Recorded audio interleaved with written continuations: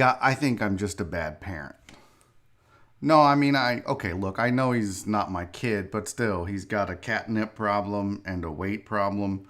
So I just feel like I need counseling. I've tried to sign him up for Weight Watchers classes. I've tried to get him into drug rehab. At this point, I'm beginning to think it's just me. When can you see me? And my wife. She won't come. I'm going to try.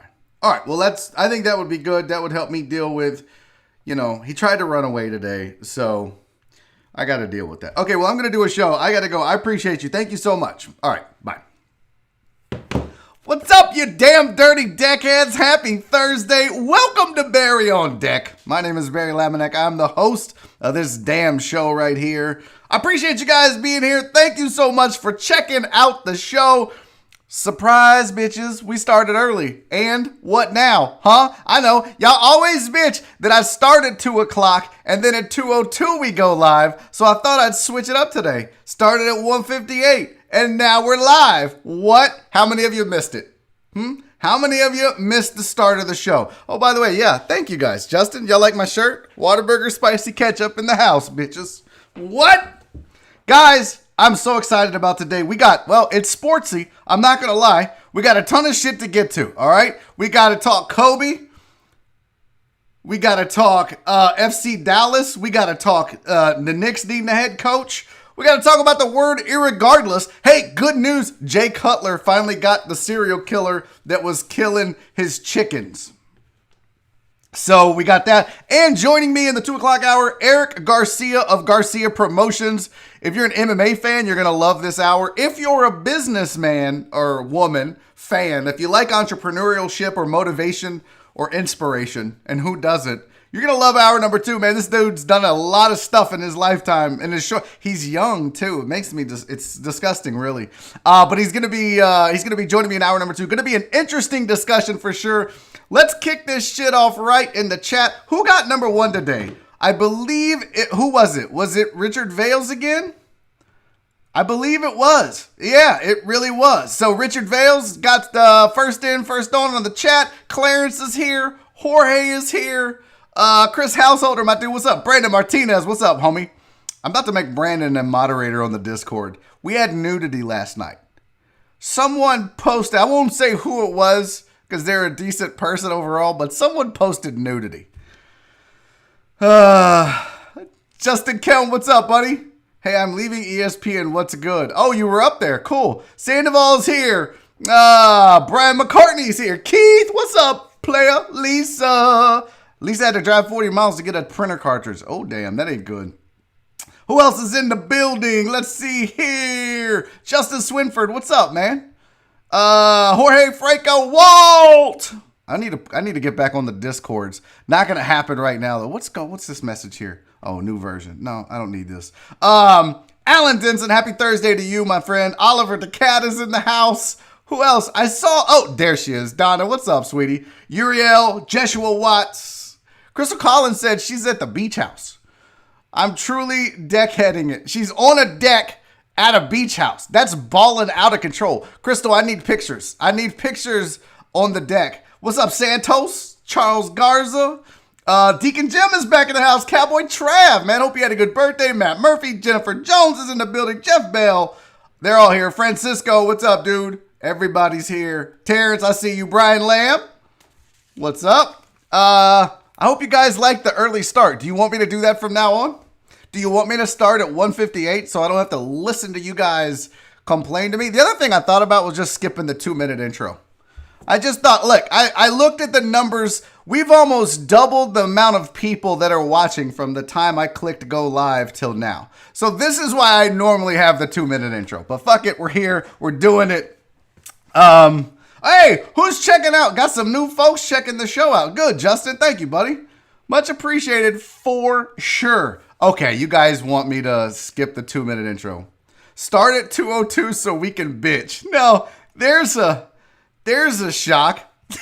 Robert likes beers. Like, thank you for the super chat, buddy. But he said you already have 2 Discord moderators. I can't trust you guys. If you don't know what the Discord is, it's like the show before and after the show. It's literally I think we have 70 something deckheads on the Discord server chatting all at once, talking shit, posting crazy pictures and telling stories and helping each other. It's a beautiful thing, man. If you're not on the Discord server, you need to get involved with that. Let me just show you the link. You got to get on Patreon. That's the only way to get access to the Discord server. So go to patreon.com/BarryOnDeck. Sign up. You can support the show in several different ways. You can join the official Deckhead tier, the big Deckhead tier, the huge Deckhead tier. It's just a way to support the show, taking matters into your own hands, because we all know how the show got started. I got fired because I had no sponsors at ESPN. So it's a way to support me, support the show, and keep this shit rolling. And you get access to the Discord server where we get litty. Like Robert Likes Beer said, we need a moderator because people posted a cooch shot.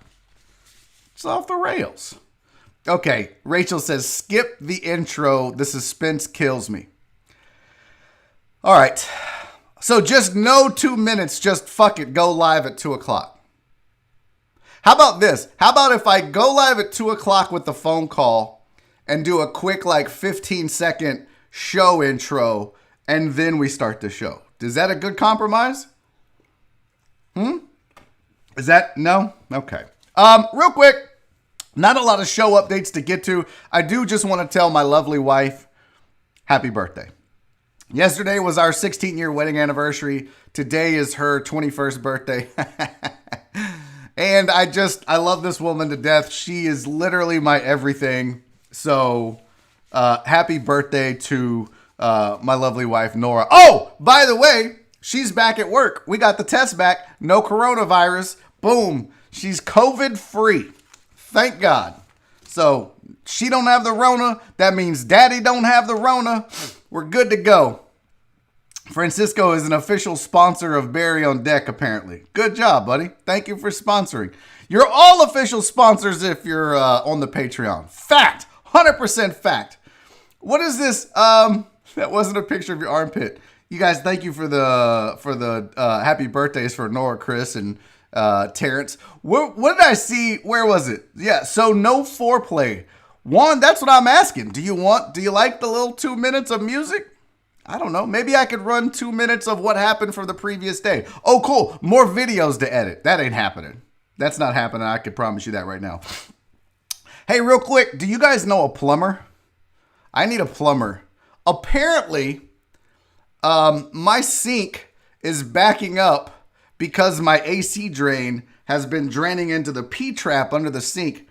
And it's created so much sludge and goop that the sink doesn't drain. And now the AC drain is filling it and it's backing up. And I'm about to have nasty water everywhere. So I need a plumber. Well, actually, I ordered a pipe snake. No porn jokes. No penis jokes. Okay, we went over that yesterday. Stop typing. Stop typing your penis joke. No one wants to hear it. I ordered a pipe snake, and I'm going to try to do this myself. Unlike Owen Dunn, I'm not like a handyman cuck. I try to get shit done myself. For example, last night, Nora we were trying to boil water to pour down the drain to maybe loosen up whatever was in there. So we have this little thing over the stove that it's called a pot filler. And you don't have to go to the sink to get water. It's the stupidest fucking thing. Literally the sink is like right there. But instead you can just stand here and get water. It's the biggest waste of money ever. So Nora turns it on and she's doing something and forgets that she's filling this pot with water. And when she finally remembers, it's too fucking late. There is water everywhere. And we have we have like a stove. Our oven is separate. It's somewhere else. If you guys watch the cooking show with Chef Machete, you know what I'm talking about. So I had to completely disassemble the entire range because it's basically got the top and then below it where the burners are and shit. It just was full of water.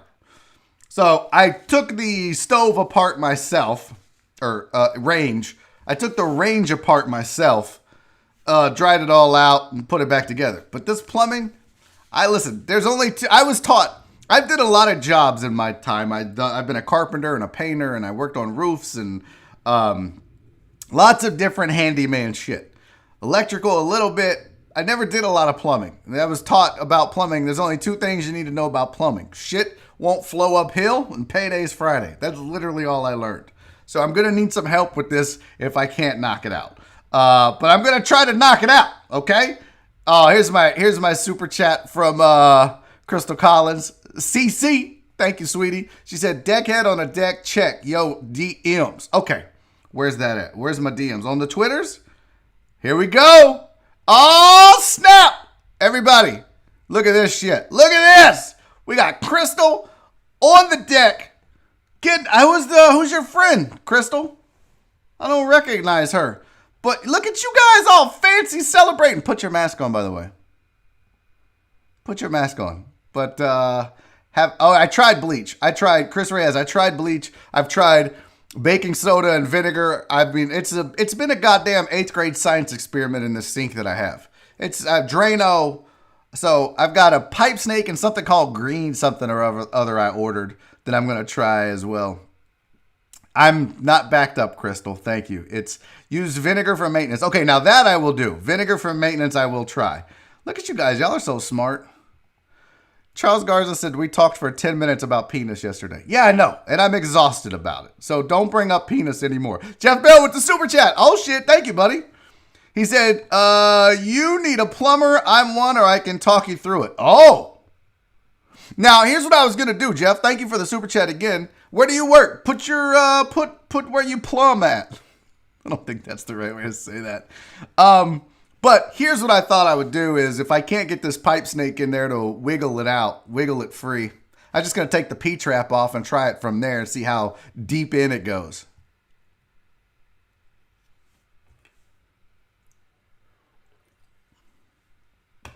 After that, I'm sure I'm going to have to call you, Jeff. Listen, if I need a plumber, Jeff, you're my guy. If you service the spring area, come out, man. I'll pay you to fix it. Shit, I'm going to need somebody.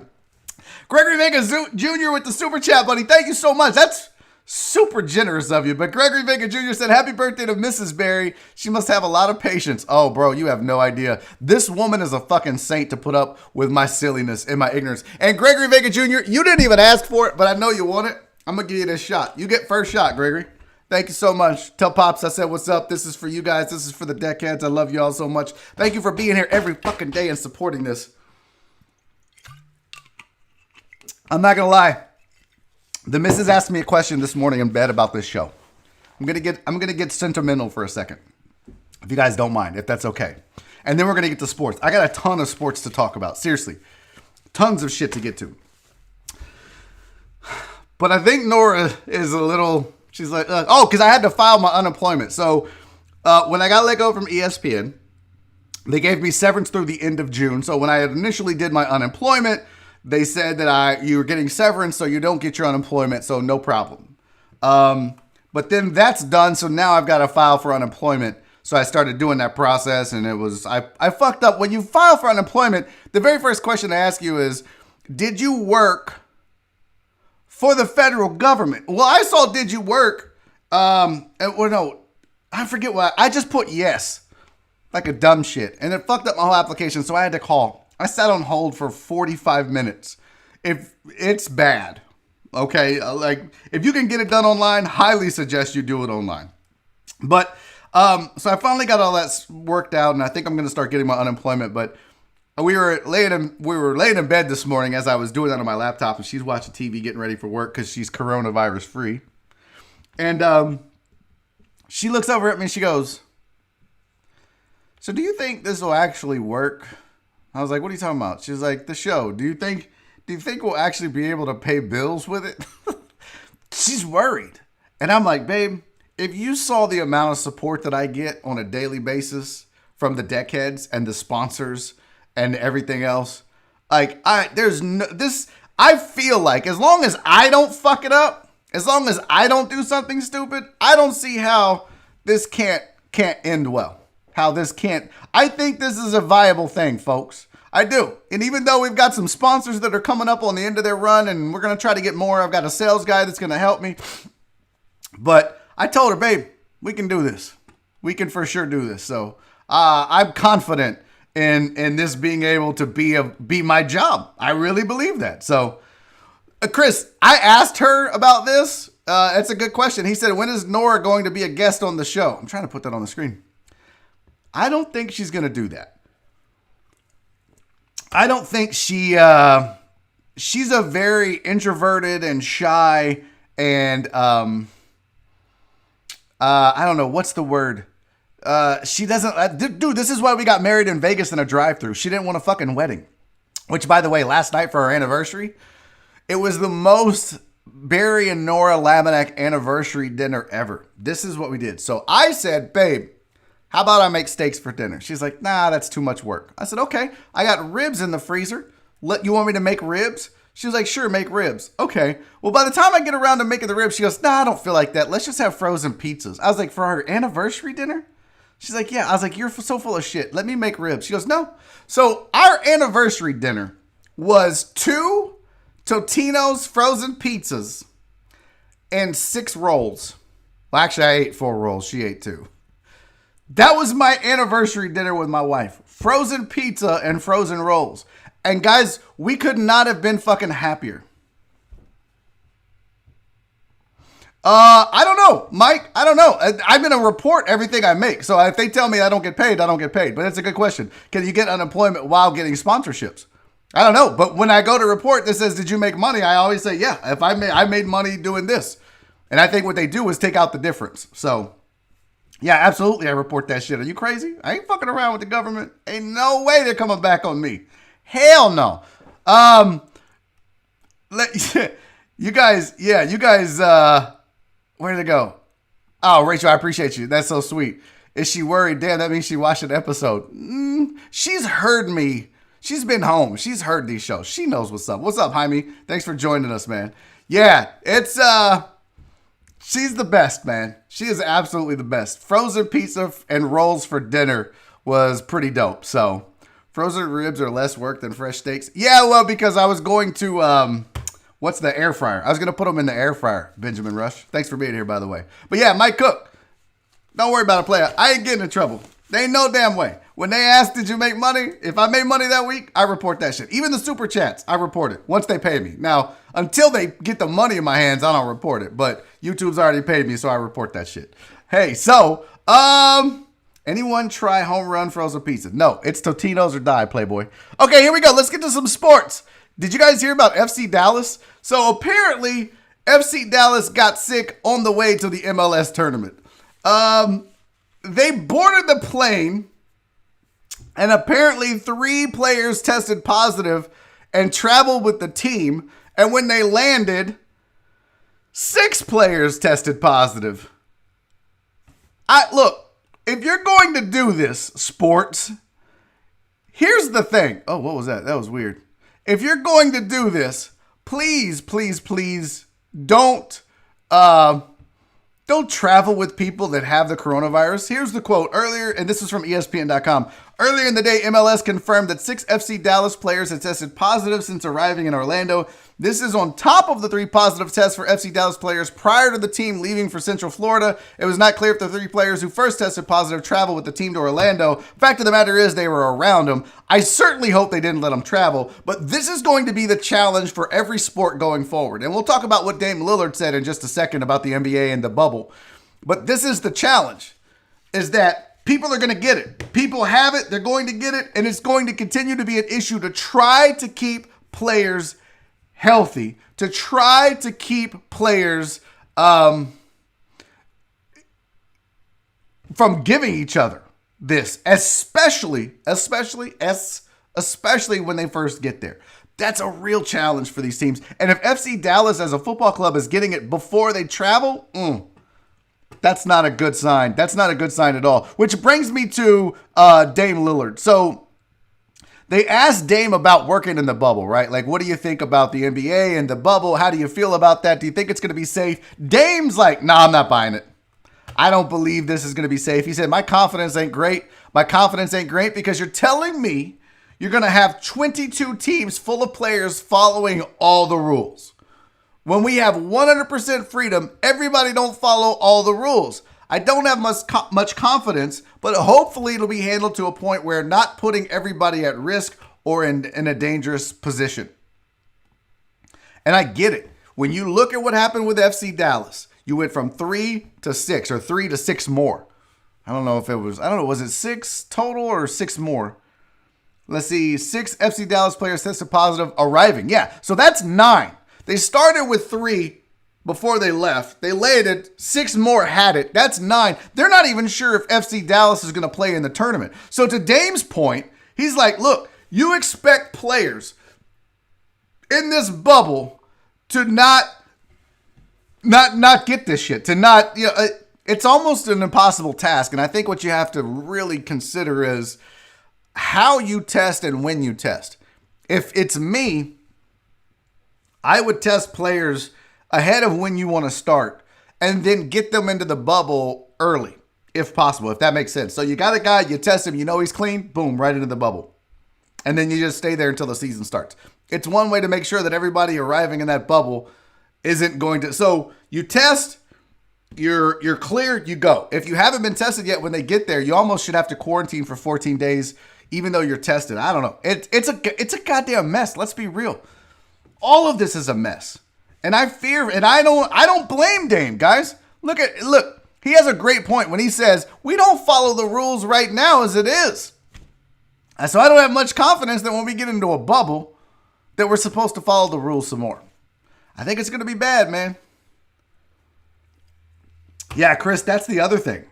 I think Chris Householder said, I think football might be canceled.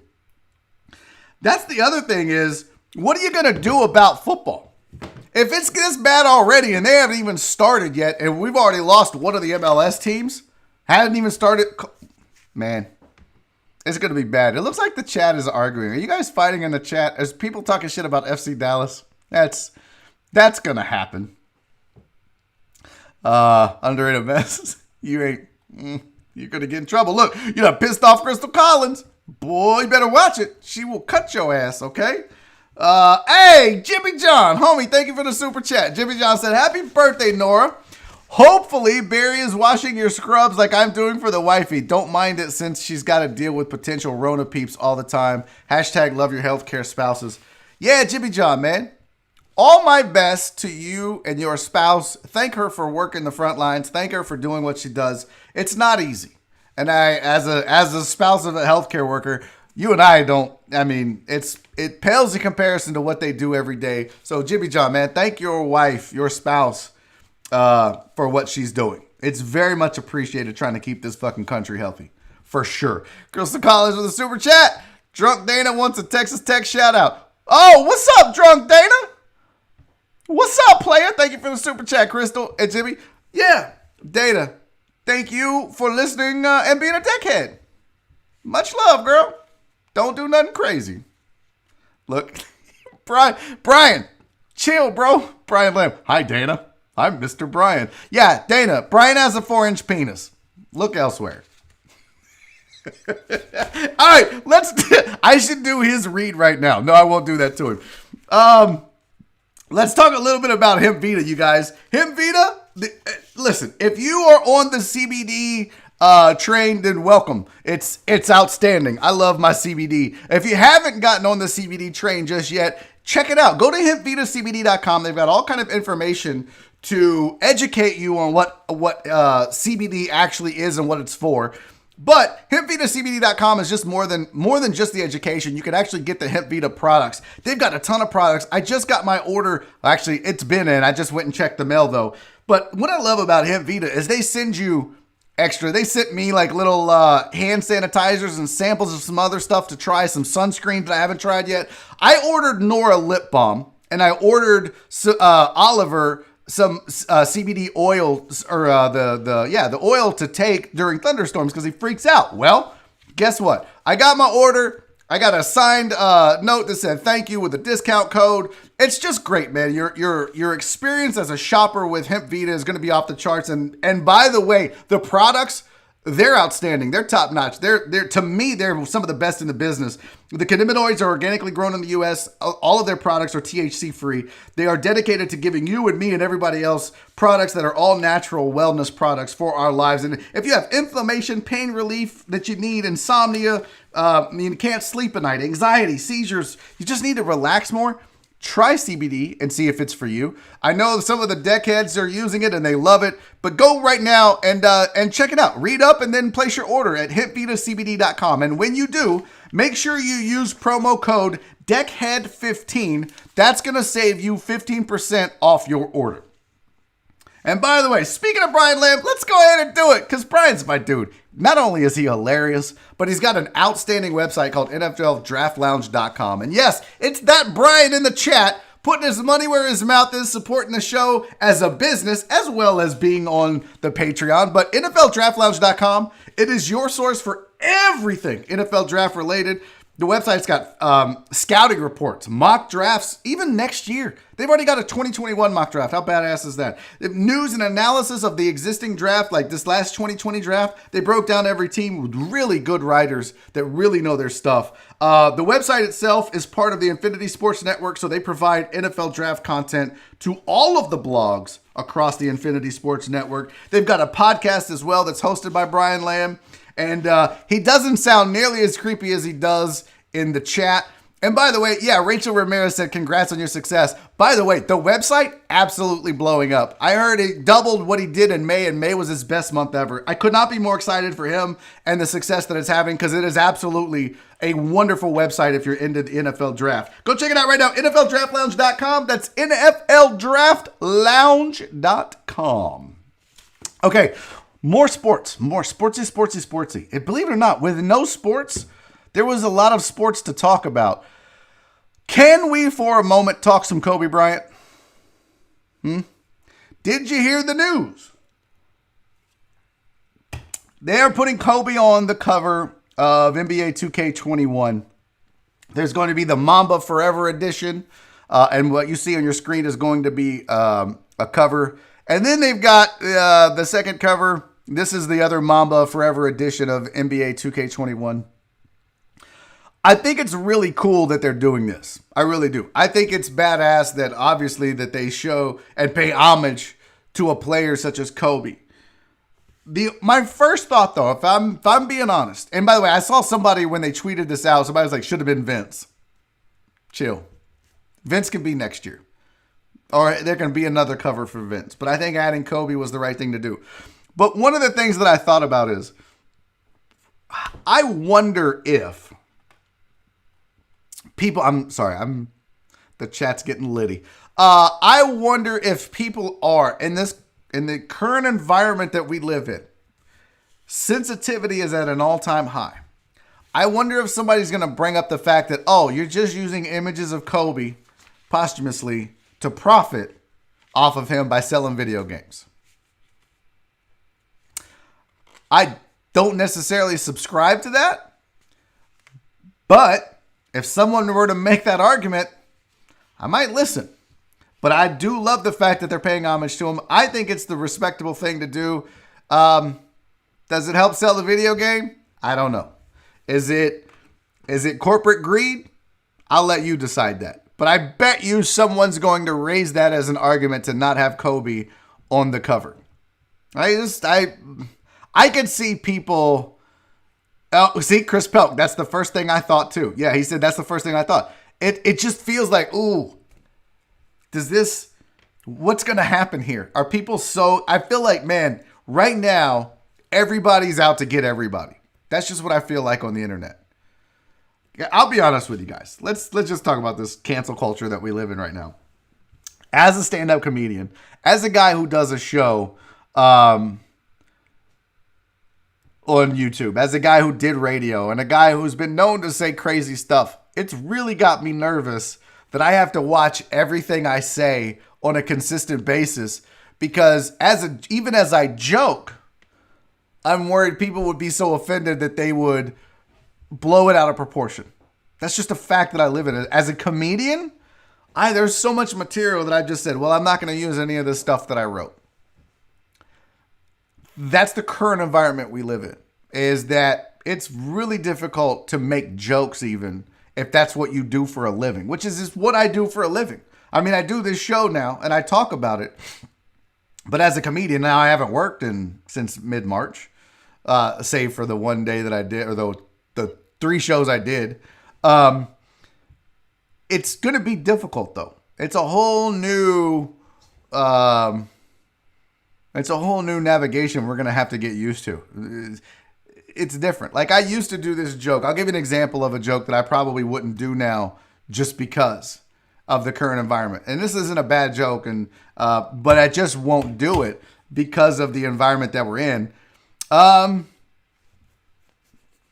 used to do this joke at the Houston Improv a lot during their open mic because the crowd would be, we'll say, culturally diverse. And it was right before Ali Sadiq had a show.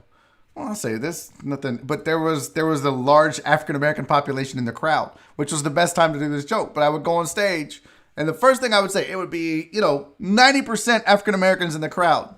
And as a comedian, as a white comedian that would go into this crowd, I would walk on stage, and the first thing I would say is, hey, what's up?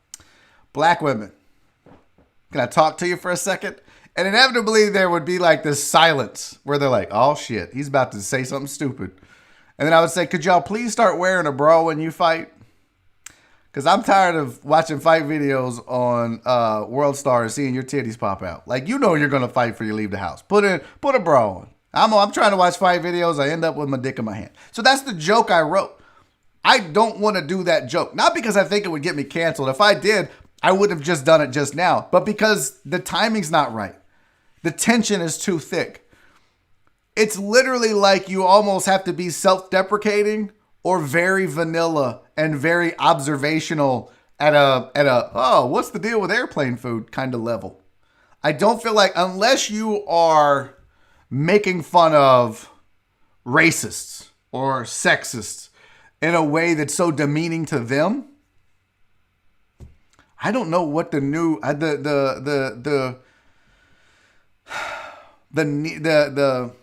don't know. The target is moving right now. And as a comedian, it's a pretty interesting time that we're living in. So I saw somebody said Ellen was talking about this yesterday. Is Ellen one of those people you talked about yesterday? I don't remember. No. I remember now. Charles Garza was asking, was Ellen one of the ones that there's going to be more shit that comes out? No. But there's some. Did she get canceled? Now, I have heard Ella's a horrible person. I did hear that. I heard she's like a complete asshole to her employees on the show. I have heard that.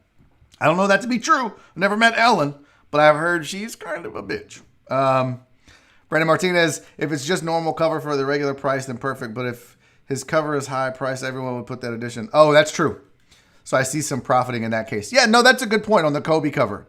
That's a good point. I don't even know how I got on this rant about the other stuff. Oh, just the cancel culture. Yeah, that's a really good point, though, Chris. If they raise the price for the Kobe edition, and then they're like, "Oh, but you get one extra pair of sneakers in the game and a come on, that's not it." Oh, oh my gosh, there's a conspiracy that Ellen and Oprah are related to Epstein. I doubt that. There's no way. Don't you disparage the good besmirch? I just combined two words. Don't you disparage the good name of Oprah Winfrey, sir. I won't allow that. She seems like a fine woman. That's a good question, Big Laugh Comedy. What's my material going to look like when I get back on stage? Well, like I said, it's going to be very safe. And I'll be honest with you, safe comedy is not good comedy. It's going to be a lot of, well, me and my wife, and which I already do some of that, but even that sometimes can be edgy. When I talk about women in relationships, I used to do jokes about being fat. I probably won't even do those because people that are fatter than me are going to get offended by them. I mean, I don't know, man. It's a really good question. I don't know where to go from here as a comedian, to be honest with you. It's going to be difficult. So, okay. One more. Speaking of times of changing, let's say, Knicks need a new head coach. And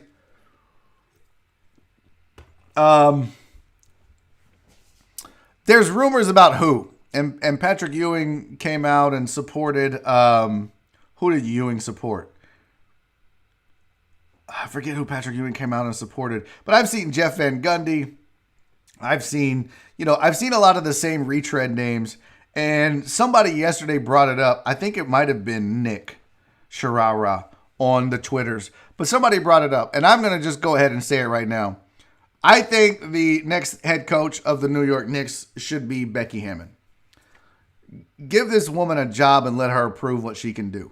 I think now there's been no better time in this country than right now to give this woman a job. And back in the day on The Usual Suspects, I preached about this. We talked about the fact that, if you're going to break glass ceilings, there's that. Now, going to the Knicks might be a place where you don't want to do that, and maybe she sticks around and takes over for Pop in San Antonio, which might be ideal for her because it's a lot less difficult to coach in San Antonio than it is in New York. And if you go to a franchise that's already a laughing stock in the NBA, she's already behind the eight ball. You know what I mean? That said, a job is a job, and if I'm her, I don't give a shit where it is. Sacramento, New York, it doesn't matter. But I would take the job. But you're right. Going to the Knicks could be a bit more difficult. End of the day, though, fuck it, get that work, right? Break that glass ceiling. And I don't know. I don't know how she would do as a coach, especially with the Knicks. But I do know it won't be because she's not talented. She's a hell of a basketball coach. I think she knows her shit. I think the only difference between her and every other assistant coach or every other retread NBA coach, Jeff Van Gundy and whatnot, the only difference is she's a female. That's literally it. Knowing the game of basketball has nothing to do with your gender. Understanding how basketball works is not gender specific. It's how much time and effort and energy do you put into learning the game and growing as a coach. And she's obviously learned from one of the best in the business in Greg Popovich. So I say, you know what? Let's make more strides in this country than we're already making. A female head basketball coach in the NBA. It's time. And it's because she's also qualified. If she wasn't qualified, I don't think that would be the case that you would just give her the job just because. You wouldn't do that. Not with a franchise. There's too much at risk. But she is qualified. And again, we can argue, would you go to the Knicks if you're Becky Hammon or wait for Pop to retire and take over in San Antonio? I personally would take over in San Antonio for Pop and keep learning under him. But at the end of the day, when the opportunity arises, you got to take it if you can get it. So, P. Randizzle said, I like Becky Hammon. I thought I would be the only one. No, there's a lot of people in her corner. There really is. There's a lot of people that support her. Jaime Moore said, I wonder how the New York media would treat her. Like shit. But here's the thing, Jaime. I think at first she would be welcomed by the media and probably given a little more leeway than most other retread coaches like Jeff Van Gundy if he went back, or was it Mark Jackson that Patrick Ewing was supporting? I can't remember. I'll look it up. It's not that important. I do think she would get more leeway. And let's be honest, she's going to get more leeway because of what I just talked about a little earlier. People are on edge. Do you think any writer in the New York media wants to be the guy that attacks the first female head coach in the NBA? Probably not. Probably not. No one wants to be the first one to die on that hill and take that bullet. So she probably does get a bigger window of opportunity to thrive and prove herself and build a track record. And then once she does that, if she's open to criticism because she makes dumb moves or she does dumb things on the court, then just like any other coach, she should be held accountable for that. But I do think you're going to see a bigger window. Jeff Van Gundy goes, if they start off 2-10, he's on the hot seat. Becky Hammon goes and they start off 2-10, probably not. Just one man's opinion. I'm trying to catch up here. What is that? I don't understand. Hey, it's truck driver Pookie. What is that? Nick Shamalama Ding Dong. It's Nick Sharara is doing the show on 97.5 by himself today. He got you booted off the air. No. Nick didn't get me booted, truck driver Pookie. In fact, they just sent me, him and Joel. We still have a group text where we literally text a couple times a week. And we were just professing our love. So, we were just professing our love to each other. I know. Listen. It's like Demetrius said, hey, Barry, I'm probably not going to watch today. That's fine. I'm not going to ask you guys to pick between the suspects. If you want to go listen to Nick, go listen. I'm not going to get upset with you guys. Yeah, that is true though, Chris. He finally got my job. He's filling in for Josh, who's out. Yes, it's just for the vacation underrated mess. It's not I don't, unfortunately, because I think Nick deserves his opportunity to be a full-time host and not producer slash host or host slash producer. But yeah, I think it's just for today. Our ratings are low. You talking about here on the show, Jorge? Oh, bro, are you kidding me, Jorge? 89 viewers? I'm fucking thrilled to have 89 people watching this. As I've explained to you guys in the past, anyone that shows up to listen to me talk for 2 hours, I don't give a fuck if it's 5 or 500. I'm ecstatic. And 89 people, there are 89 people that said, I'm going to go see what this dumb shit has to say and maybe I'll be entertained in the process. I'm thrilled about that. And what you got to remember, Jorge, is that it rotates. Some people come and watch for a little while, then they got to go to a meeting. So that number goes down and back up. I think we hit over 100 already. I get it. And listen, I'm not upset by these numbers. If it was 0, then I'll be upset. Okay? Once it gets to 0, I'll be sad. I'll take 89 all day, every day. Yeah, no. I know, Jorge. I would love to have it. But look, people are going back to work.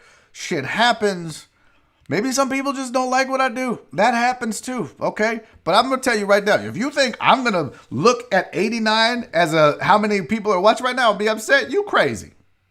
I'm thrilled about 89. Love it. And we haven't even marketed this show yet. We have shows with 7,000 views on it, and we haven't even begun to push Barry on Deck outside of the circle of people that already know me or what I do. It's crazy. Uh-oh. Donna said, Joel and Nick are off tomorrow. Thank you for the super chat, sweetie. Show guests for Friday. Unfortunately, I have a guest scheduled, Donna, and I'm not going to cancel on the guy. He's a friend of mine, and he's already, he's a supporter of mine, and he has been for a really long time, and he's a hilarious dude. So, and they deserve a day off. The whole ESPN is off. I'm not taking the day off. Nora asked me that. She goes, you going to take off tomorrow? I was like, hell no. I'm doing the show. This is a great way to pick up more fans and viewers. Nothing else to listen to. Hell yeah, I'm doing the show. Chris Householder, Nick got a show. Too bad Around the Horn is taken. Thank you for the super chat. You're an asshole. No, Clarence, listen, I know you guys. Hey, Huggins showed up. He said, make it 90, bitches. Look, I know you guys want a third hour, but like I said, man, we got to have a milestone. Once we get to 200 patrons on the Patreon, we're going to do a third hour on Fridays. I promise you that. Okay. Oh yeah, I'm going to be getting ready tomorrow for sure. Definitely drinking. Okay, guys, real quick, before we get into, because I do have some entertainment stuff and then a film session to get to as well. Before we do that, though, I got to tell you about my friends over at Gooseworks. Gooseworks Screen Printing Studios. If you need work done, if you need even masks, custom masks made, if you need shirts for large groups, a staff or team, maybe you want to get them custom masks made as well. Gustavo over at Gooseworks can handle all of that for you. If you need screen printing and it's a big job, call my guy Gustavo. You will not be disappointed. He printed all of the OG Deckhead t-shirts, so you know that the quality is there. He's got the shop to handle any large volume you have. Check him out online. Go to gooseworksart.com and just take a look. Just take a look and see what he's got. You can also buy some really badass shirts that he has as well. Or just go to his Instagram, at Gooseworks on Instagram, and see what he does and see what he's capable of doing. You can call him 281-685-4076. But Gustavo is a friend of the show. I just had more shirts printed with him that I'm going to be making available or giving away for Barry on Deck. So go check him out. It's gooseworksart.com. No order too large. All right. Also, I want to tell you guys real quick before we get into the film sessions about Crab Kings. If you are a seafood lover, and I am a seafood lover, you need to check out one of the best seafood places in town. Hands down, it's Crab Kings. I love the place. You're going to love the place. I'm going to recommend that you get the fried fish and shrimp combo, but hey, look, maybe that's not your thing. Maybe you're a crawfish fan. No problem. As long as it's in season, they got it. Maybe you like boudin balls. No problem. They got it. If you like shrimp, they got it. If you need to feed a big family, they have enough for their loaded platter is big enough to serve 3 or 4. It is outstanding. And it's a lot of food. They've got snow crab and shrimp platters with sides of potato, sausage, and eggs. Beer coming soon. Guys, trust me when I tell you, if you want great seafood in the city of Houston, go hit up Crab Kings. There's 3 locations around the city. You got the one on Antoine at 6600 Antoine Drive. If you're in Stafford, check them out on Avenue F. And then Deer Park at 3717 Center Street. Also, hit them up online, the Crab Kings on Facebook and Instagram, or just visit crabkingstn.com on the website. And thank you to all the sponsors of Barry on Deck. Much appreciated. Thank you for being here. Okay, what time is it? It's 2:45. Guys, I guess y'all know what that means, right?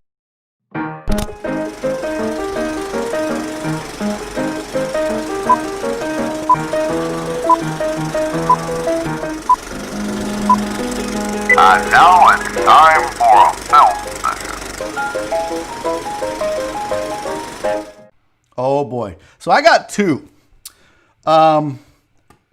We'll go with the short one first, and if we have time, actually, let's do this. This is a fight that breaks out at an Applebee's.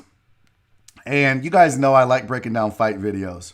But this occurred at an Applebee's in Little Rock, Arkansas, and there's a lot to consume, so let's get to it, because we got 15 or 10 minutes to get this in. So here you go. Here's your film session for the day. You got to move! You're supposed to be 6 feet away from me! You see how you touching him? You see how you touching him? You see, this is my man! You see this crazy shit? You see how aggressive your ass is? But we aggressive! Of course I'm yelling! Your man spit on me! He coughed on me! Get your racist ass over there with your bold ass! Y'all the last ones to move!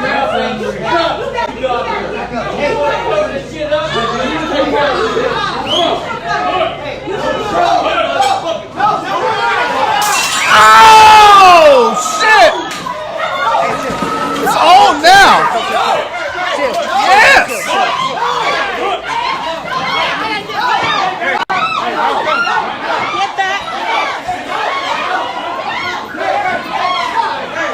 Oh, Lord Jesus! Oh, there's so much to break down. All right, here we go. First of all, you've got, I don't know who this dude in the middle is trying to break everything up, but can we just say he did an awful job at preventing this fight from ever happening in the first place? Now, the lady sitting down is mad, and you can hear her say, "Get your aggressive ass away from me." First she says your husband spit on me, then she changes her story and says he coughed on me. Now, what you notice is you see our hero. I don't know if he's the hero, but in the background, you see that dude with the mask on and the white shirt? He's just laying in the cut waiting, right? So you got a Karen fighting with a Sharon, I don't know. And they're arguing, and this dude's trying to play peacekeeper, and it's not going well. Now, I will say, credit to the lady sitting down. She is wearing her mask, so that's good. This peacekeeper, not good. She said, "You see how aggressive your ass is?" I don't know. You're being pretty aggressive from the seat too, ma'am.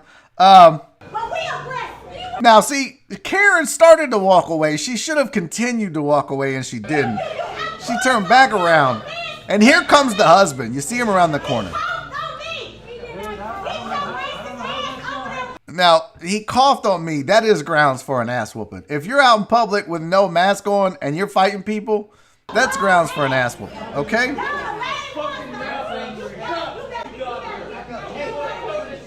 Now, right here is where it really gets tricky. Now, notice that the one lady standing has moved around the peacekeeper, and watch her.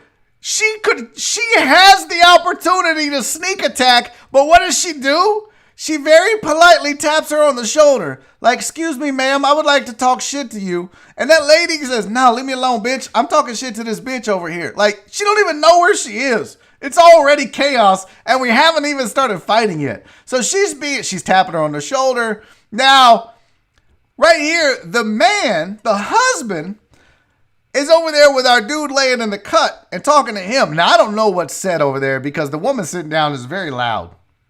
So let's see if we can see what he says.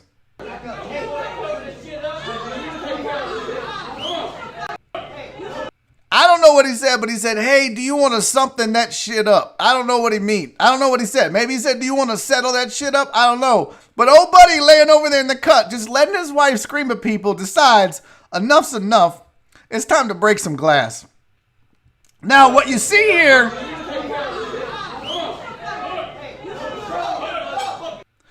Okay, it took him 3 seconds to reach for that.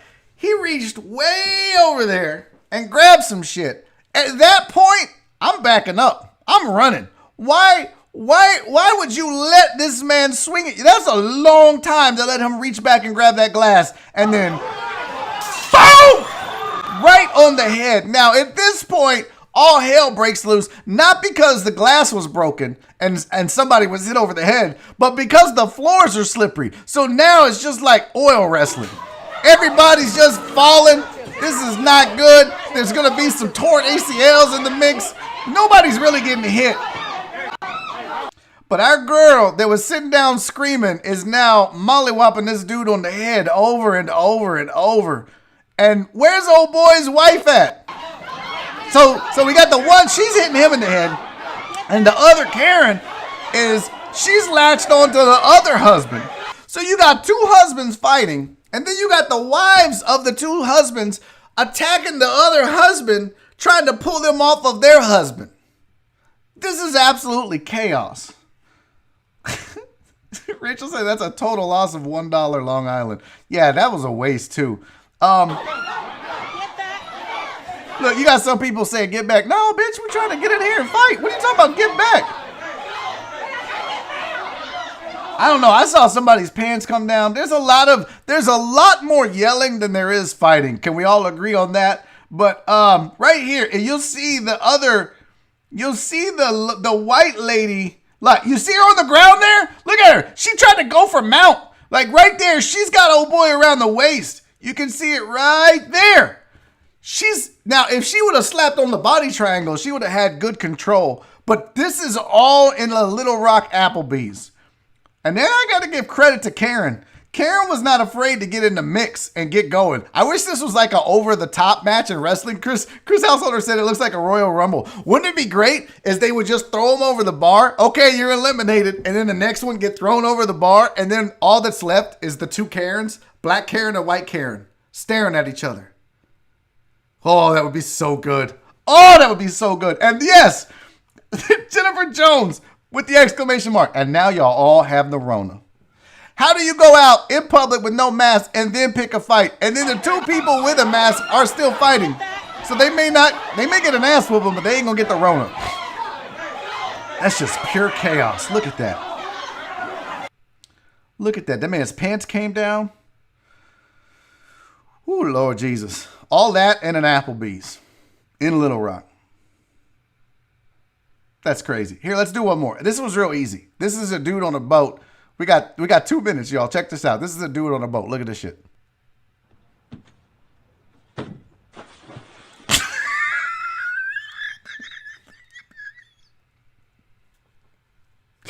was that about? Hey, Justin Kelm, thank you for the super chat, buddy. You got to get to work or what? He said, hope you have a good day, bro. Much love, fam. Much love to you, Justin Kelm. Appreciate you, homie. As always, you know that. Yo, this shit right here, this is 4 seconds of goodness. Look, my boy's like, boat to boat, bitches, boat to boat. Nope, nope to nope. He went from boat to nope. He didn't go boat to boat. He went boat to nope. Now, okay, let's evaluate. You know, at Barry on Deck, we like to break down people jumping.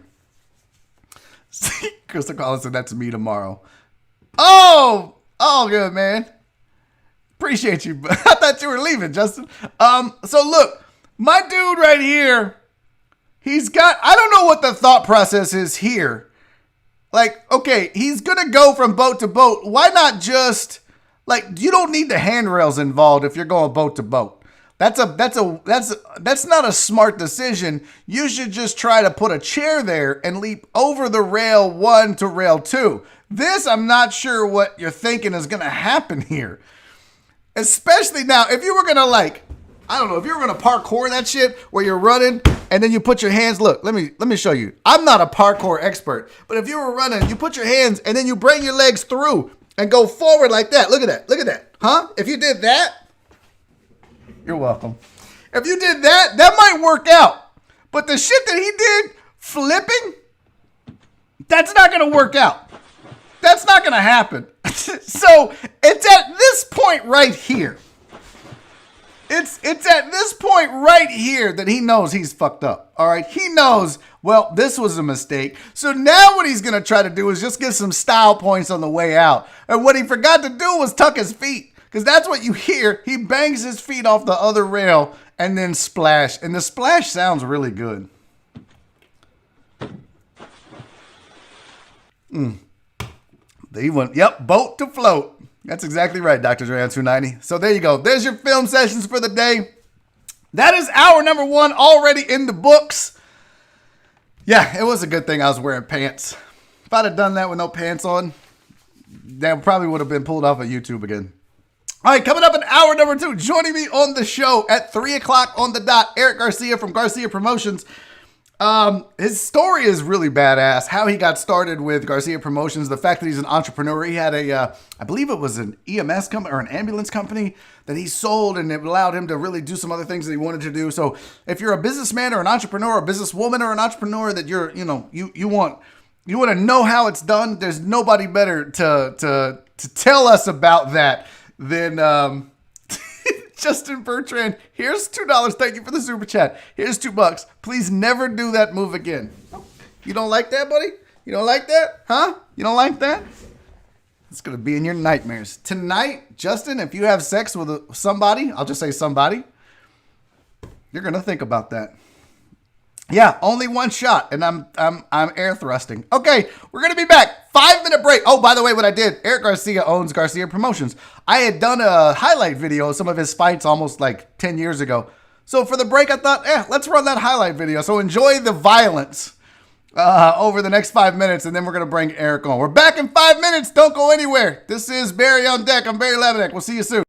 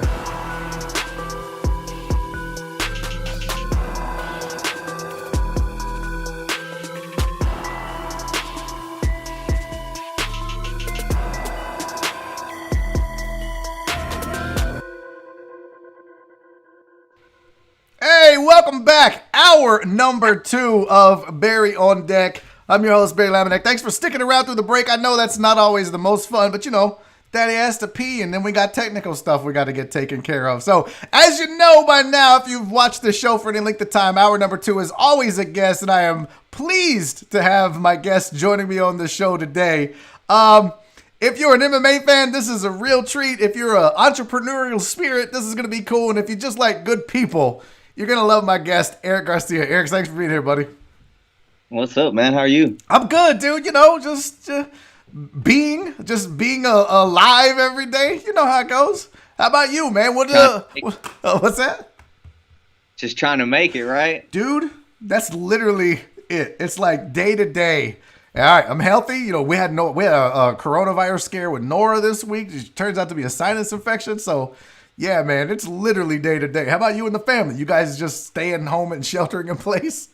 Man, I'm hiding out. You know, I try and get whatever little behind the scenes work done here at the house, but you know, I got 3 kids, so them leaving and whatnot that's not an option. I try and keep them sheltered, you know. Man, this has to be impacting you significantly because with Garcia Promotions, you have several different promotions that you do, right? You've got the pro, you've got the amateur, you've got the submission hunter. So you've got a lot that involves the public, that involves people being in a place that they're not allowed to be in right now. So what are you doing, or what can you do in these uncertain times as far as like the promotions and putting on shows? Yeah, so we run the Submission Hunter, which is the pro grappling.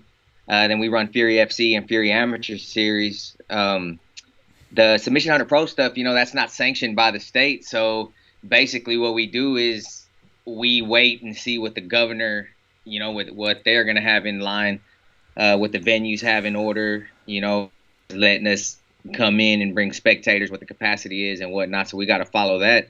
With the state and running Fury, it's a totally different thing. Like right now, my hands are tied. We haven't done a Fury card since, I think it was April 23rd. No, I'm sorry, February 23rd was the last Fury card. Damn. And you know, that was a big one. You know, that was a sold out show, and we built a lot of momentum. So I had a 313 card that was scheduled.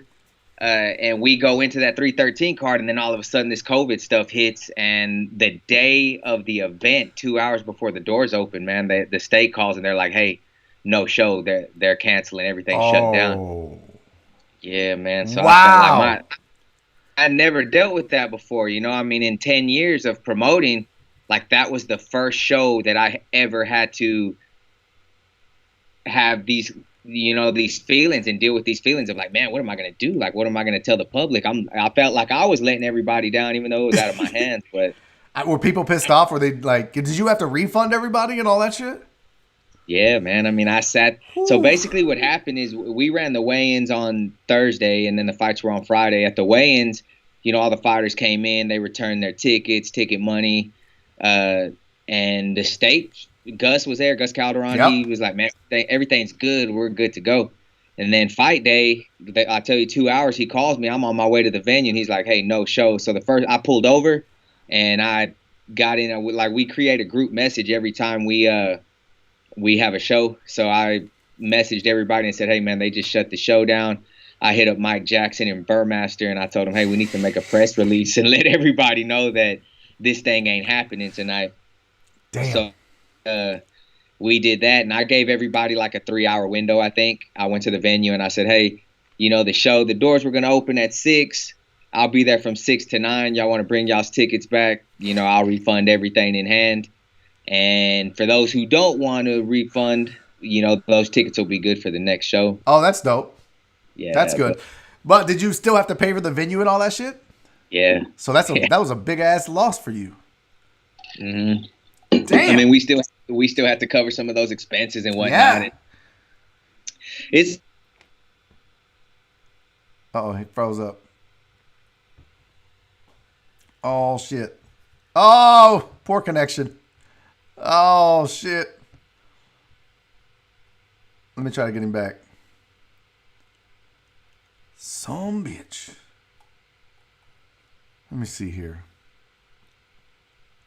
And down again. Yep. Froze up. We're getting him back. We're getting him back. I wonder if he lost his internet connection because it's not mine. Good. Yeah, you guys are still there. Well, you know what? I'm going to be honest with y'all. I was like, oh, shit. Did I just get kicked off the air again? I was going to be so mad. Bro, I'm telling you, Chris, it's not mine because I'm obviously still broadcasting. Can y'all even hear it ringing? Well, let's just do this. Hey, he's back. Did I lose you? Did your internet? Did you pay your internet bill, bro? What's going on here? Man, so I had you on my Mac, and now I got you on my phone, so switch this thing over real quick. Uh-oh. That's not, you're probably not going to be able to do that. Everybody was like, uh-oh. Yeah, I have a chat session over there, so, uh-oh. Yeah, that's not. It's definitely freezing up. Can you hear me? Yeah, I can hear you. Okay, I can see you clear. Okay, cool. Yeah, you're like, it got froze up or something. I don't know. Froze up? That's not a word. All right, so you ended up having to refund. You had to pay. You refund tickets. You had to pay for the venue. You don't have to give me an exact number, but ballpark. Give me a range for the loss. Just for this maybe one. with insurance and staff and stuff, I'd say ballpark like maybe 15 grand. God damn it, Eric. When I published this, I said, listen, it's one of the bigger regional promotions out there, one of the more successful ones. But that's tough. I don't give a shit. You're a businessman. You had an ambulance service right before, right? That you owned. Yeah, I mean. So that's know about operating, in profit and loss, and not just like some dude is like, I'm going to start a fight company. Like, you're a businessman, so 15 grand. I don't give a fuck who you are. That's a big loss. That's money, man, moving forward. But, I look at, like, you were probably at the very first Cage Combat. Cage Combat 1 was December 2010. I lost 12 grand, and that show happened. What? So, yeah. God. I mean, that was the very first show, and I had lost money on that very first show, and then I turned around, and I built momentum from that. I learned. So I look at it like these are things, like this one was something I couldn't control, and people are waiting for the next one. I will make it back. Dude, I'm not worried about it. But that sucks that you're like, it's different if you have a show that's profitable, right? And then you get shut down. Because then you're like, well, I made a profit and then we're just on hold, so we can cut expenses and limit what we have to pay, maybe, furlough some people or whatever. But to lose in the neighborhood of that much and not be able to recoup it on the next event, that fucking sucks, dude. And that's where we're at right now, like I've been trying to run shows. We turned around, that was 3/13. We turned around and we had some San Antonio, Texas cards booked for like 4/19 and 4/26. I was going to do 2 San Antonio cards back to back, and the state shut those down. And then this Houston card that got moved from that 3/13 that they canceled, we turned around and put that one on for May 22nd, and they shut that one down. So I was like, shit, man, at what point are we going to be able to run a show? And I'm still dealing with it every day. Like I got with the venue already in Humble at the Civic Center, and I secured the whole month of August, and they told me they have nothing going on. So we were going to go in there and we were going to build the cage the first week of August, and I was going to leave the cage in there all month, and we were going to run a show every weekend in August. But, the thing that we're dealing with right now is the COVID testing. We have to find the right test that the state's going to approve that is going to deliver results in 15 minutes. And the type of test that TDLR is requiring, it's not a 15-minute test. It's like a 3 or 4 day return on the test. And the problem with that is they want us to quarantine every fighter and coach right when the test is done until the results come back. Oh, shit. So you have to, how much, that's expensive then. If you got to get a 15-minute test and the burden's on you to do that. Right. But so the state says you have to do it, but they're not going to help. They're not going to subsidize it. You have to pay for it. They just make the demand, which I guess it does make sense. Look, you could get COVID as soon, somebody could leave, go to Walmart and go to pick up some Pedialyte or whatever, and then get COVID and then they come to the venue and everybody gets it, and it could be awful, and you don't want that, attached to Garcia Promotions in any way, shape, or form. So I get it, but damn, that's another hurdle that you have to climb and get over, and that's even more cost. That's shitty, dude. Well, the COVID test, that they're wanting us to do is for the fighters and coaches. So, what we're trying to do is figure out how to get this test done at weigh-ins. That way we can just quarantine the fighter and the coach weigh-in night, and then they go to the venue the next day. But there's not a test that the state's accepting to allow that to happen. If we got to do a test 3 days out and then quarantine them for 3 days or 4 days, now I'm looking at a big ass hotel bill.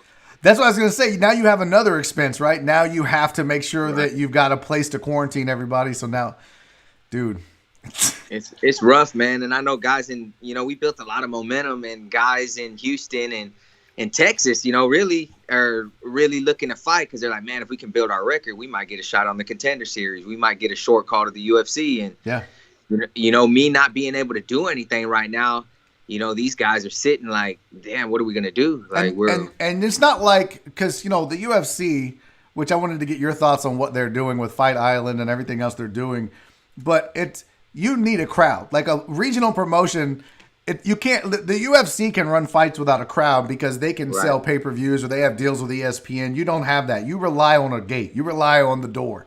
You rely on ticket sales and advertisers. Right. And if there's no crowd, nobody's going to want to advertise. So it makes it a lot. You're where you have to be able to have people in the crowd. And if they limit you to 25 or 50%, is it viable at that point to even do a card? At 50%, so they were going to give us 50% capacity. And at 50%, we can get it done. Mm-hmm. The issue is this COVID testing. Like if we could come to terms and the state and the doctors that sit on the board for the licensing department would approve some of these 15-minute tests, we could get it done because then I only have to quarantine these guys for one night. I'll pay for all the testing, and we can still, in a venue that holds, 2,800 people, if we get 50% capacity, even if we sell 1,000 tickets, we can make the show work. We might not make a ton of money, but we'll cover all our expenses and make sure the fighters get paid.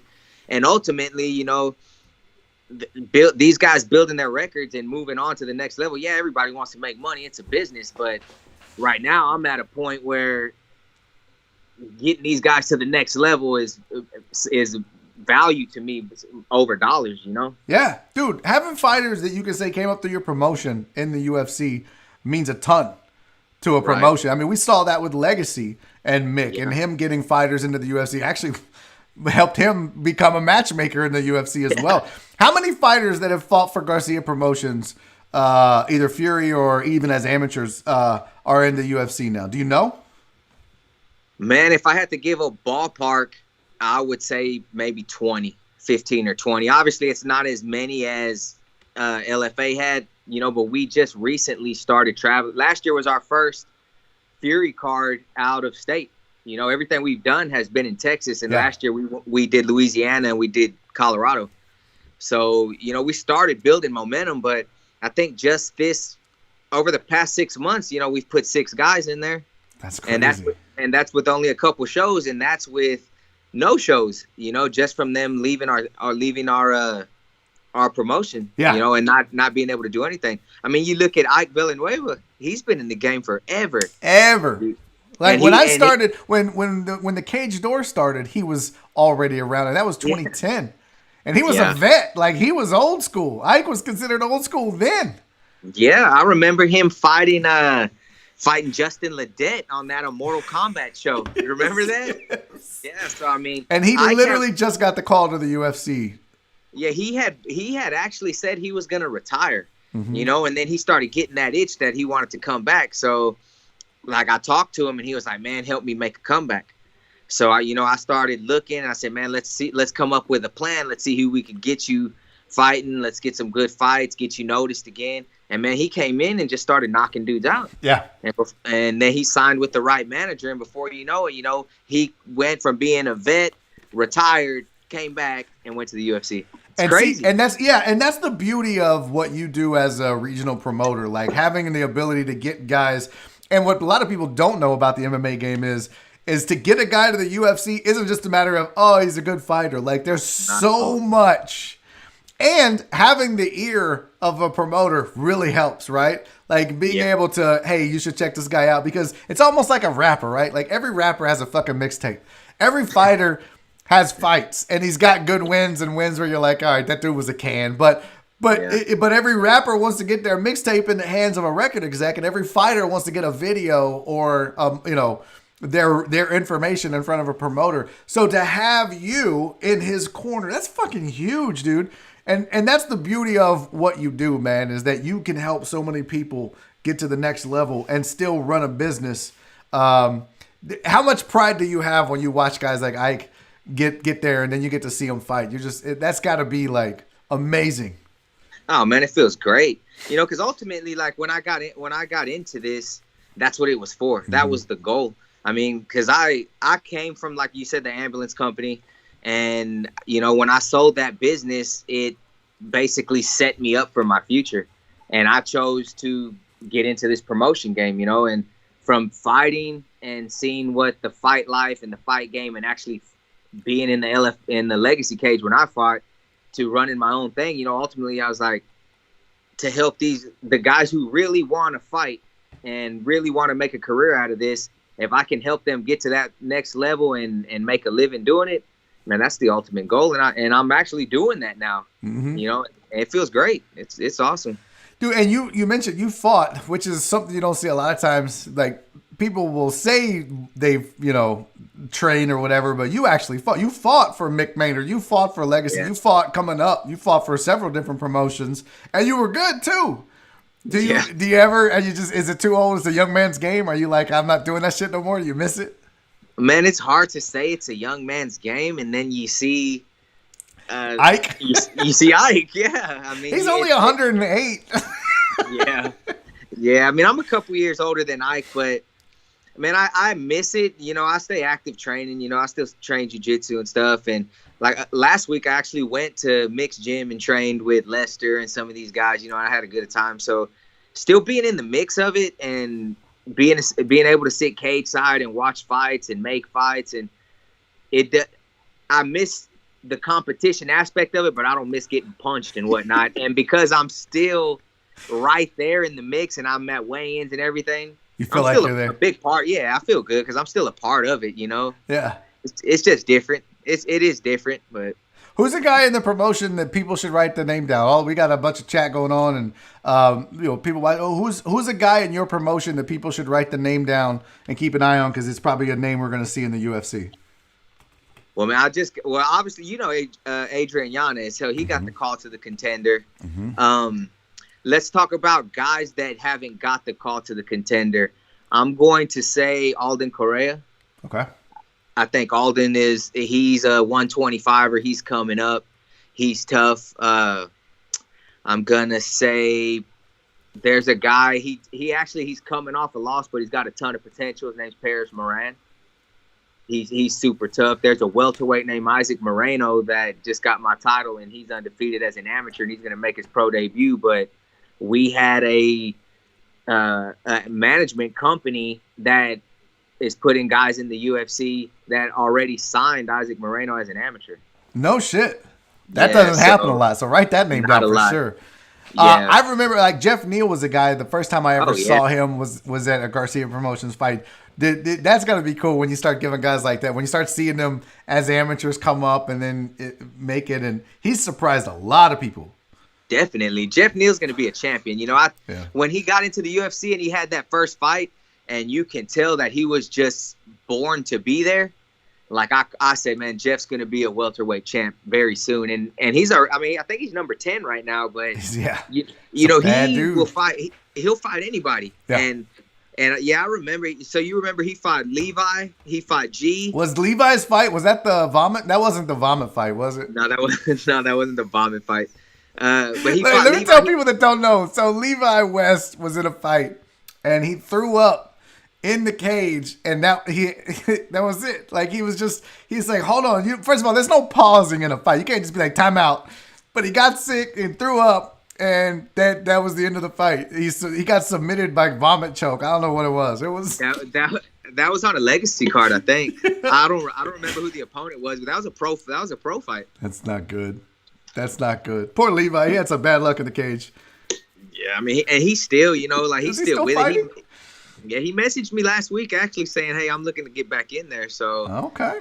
He's had some tough ones, and Levi's been one of those black sheep that he's tough. He's real tough. His record doesn't show what he does. Yep. But he just somehow he always backs himself into a corner and throws the fight, even if he's winning. It's crazy, but.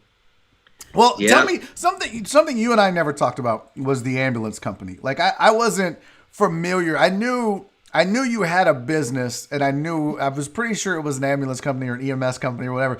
But tell the people about that, because like the guy I know that's you is a fighter, a promoter. How did you get into that business? How did you start an ambulance company and then build it and become successful and then sell it so that you can go, do fight promotions and shit? So I remember probably being like 12 years old or 13 years old. And my uncle, my mom's brother, had a private ambulance service that he had got into. How he got into it, I don't remember. But I remember at 12 or 13 years old, him coming to my house and, driving a nice car and doing well. And, one day he's like, "Hey, man, let's go for a ride." So I remember riding with him, and he takes me to this shop, and I walk in there, and there's tons of ambulances in there. So that was like my introduction to the ambulance business. That's the first that I had seen of it. Fast forward a few years later, I'm in high school. My older brother was very close to my uncle, and he actually went to go live with my uncle when he was like 17, and he stayed with my uncle for 4 years. My uncle was still running the business.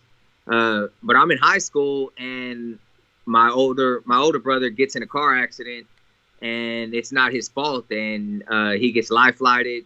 Anyway, he gets an attorney. He ends up suing the 18-wheeler that hit him, and he gets a huge settlement. But with his settlement, he opens up an ambulance company, his own private ambulance company, with my uncle's guidance. And he did real well with it. I graduated from high school. I'm actually working in a bank. I'm going to college at U of H, working on my finance degree. And my brother's like, "Hey, man, you see what I'm doing with this company? I think you should get into it.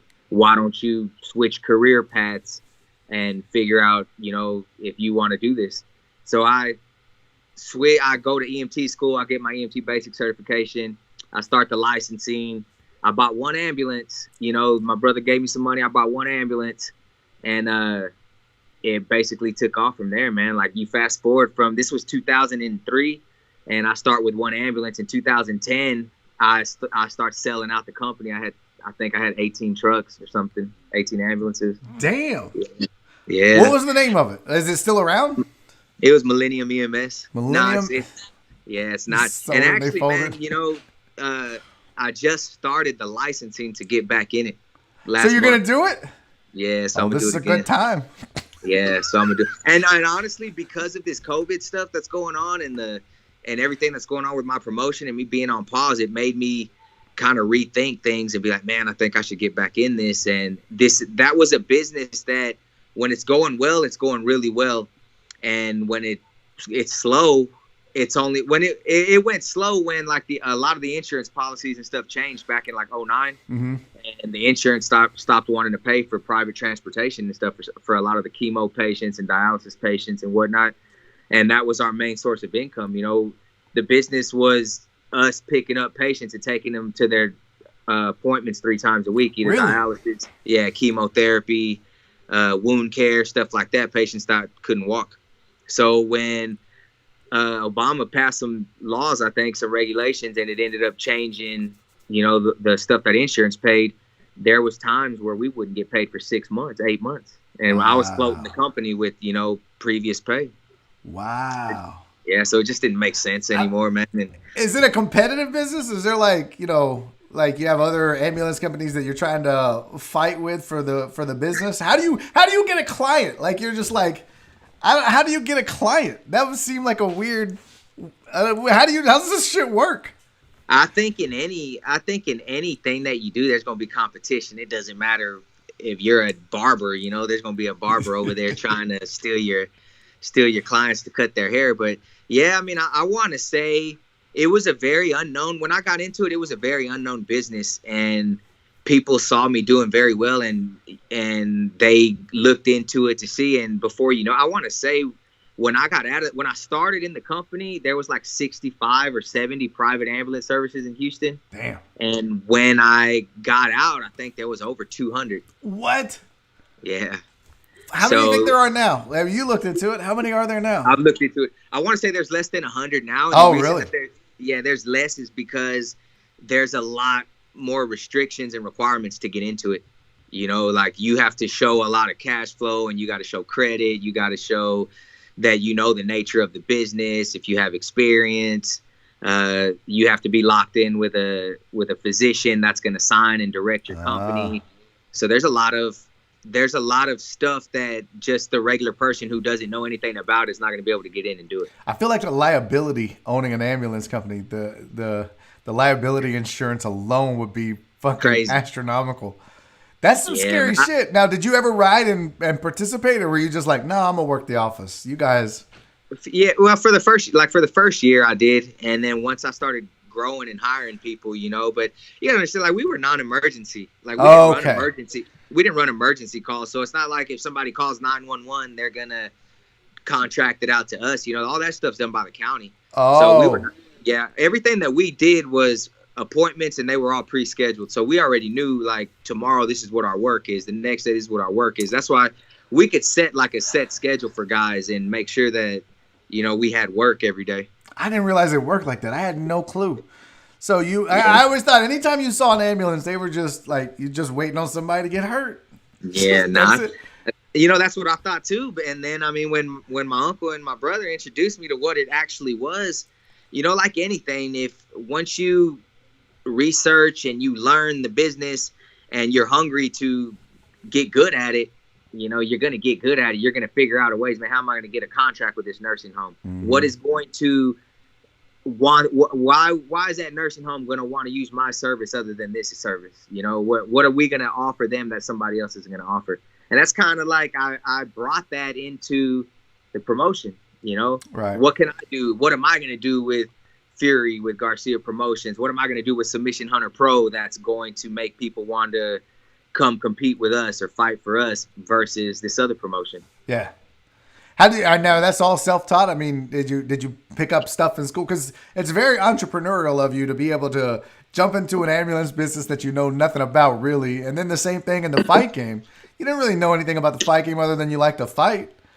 Is this all just, I mean, trial and error? Because I look at it like I'm a serial entrepreneur. I'd started a bunch of businesses that all failed, and here I am again doing a show. And this is, you know, hopefully it doesn't fail, but I learn something all the time. But I don't, you know, I tried to study business. Did you, or was this just instinct? Well, I mean, I think part of it was just in me. You know, when I was in high school and stuff, like, I was a guy that I started working at Kroger's when I was 15 years old. Well, let me backtrack that. You know, I was talking to my wife the other day, and we had this conversation, and she was like, you've always had something in you that wanted to figure out how to make money. Because, you know, I remember being, and my mom, and I had told her this story when we first got together. I remember being 11 years old, and I got a job at the local barbershop shining shoes. You know, and I would go in there with my shoe shine kit, and I was hustling like, hey, you want shoe shine? You know, $2 for a shoe shine. I take tips or whatever. Then I would shine the barber's shoes for the free haircut.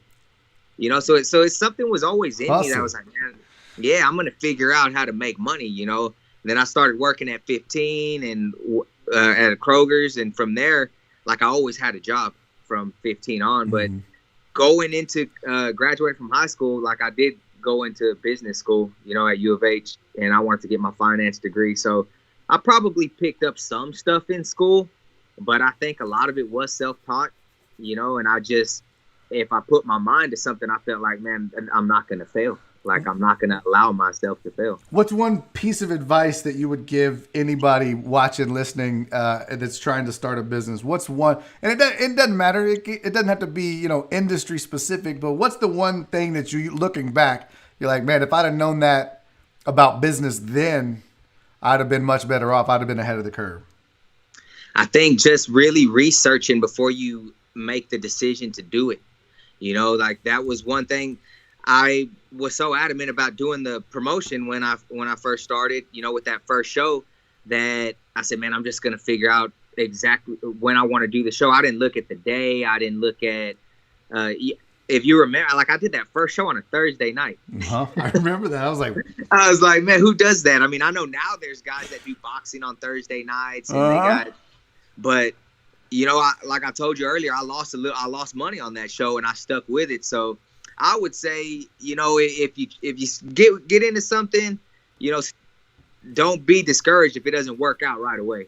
Like, stick with it, because if you're persistent and you're really trying to get something done, you'll get it done. You just have to want it bad enough. That's a really good message. I feel like one of the things that I've learned over time too is just sticking with something. Most people, they say most businesses fail within the first, year or two.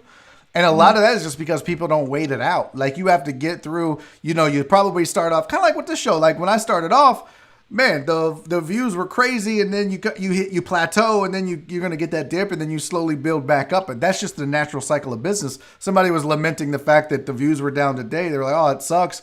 They're used to seeing 100, 150. And I was like, yeah, I get it. Like, this is how the cycle of business goes. It's on me now to continue to help it rise. But you see that a lot where people will start something and then give up too soon. They quit too soon.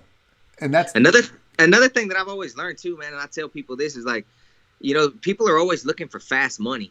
And I look at it like fast money is most of the time not always good money. Mm-hmm. Like, if it takes you a while to build your fortune, you're probably going to keep it. If you get it too quick, the chances of losing it are a lot higher. Yeah. So that's a great point. That's a great point. People try to get too big too soon or to grow too soon, and it's you gotta have some sort of sustainable growth as well. Let's talk a little bit about the UFC, because I'm interested in your thoughts on this whole Fight Island thing. Man, I love it. Obviously I'm a fight fan, and I love what they're doing. They've got the money to do it, so why not? The thing that bothers me a little bit is that the UFC were the first ones to do it, to get back in and get live sports going again. So they had that Florida event, then they moved from Florida to Vegas, and they wrote these protocols to the licensing departments to allow them to do these shows with no spectators.